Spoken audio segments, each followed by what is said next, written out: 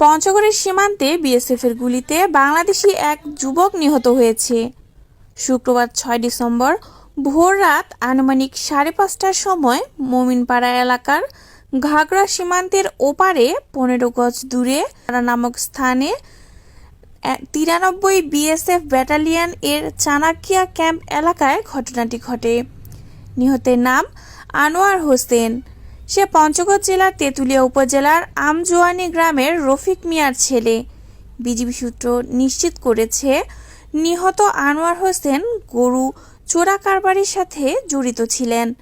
৫৬ BGB সূত্র আরও জানিয়েছে, ওপারের সীমান্তে গোলাগুলির শব্দ শুনে এপার থেকেও প্রথমে সতর্কতামূলক ফায়ার করেন তাদের টহল দল।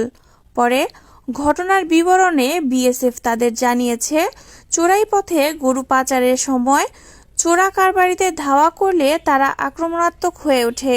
এ সময় চোরা কারবারিতে লক্ষ্য করে প্রথমে সাউন্ড গ্রেনেড ও পরে গুলি ছোড়ে বিএসএফ। এ সময় গুলিবিদ্ধ হয় আনোয়ার হোসেন। সে সময় সেখান থেকে বিএসএফ ২টি এবং এপারে বাংলাদেশ সীমান্তে একটি গরু উদ্ধার করতে সক্ষম হয় বিজিবি। বিএসএফ কর্তৃক বাংলাদেশি নাগরিক হত্যার প্রতিবাদ জানিয়ে চিঠি পাঠানো হয়েছে বিজিবির পক্ষ থেকে। পরে বিজিবির সাথে পতাকা বৈঠক শেষে দুপুরের পর লাশ হস্তান্তর করে বিএসএফ।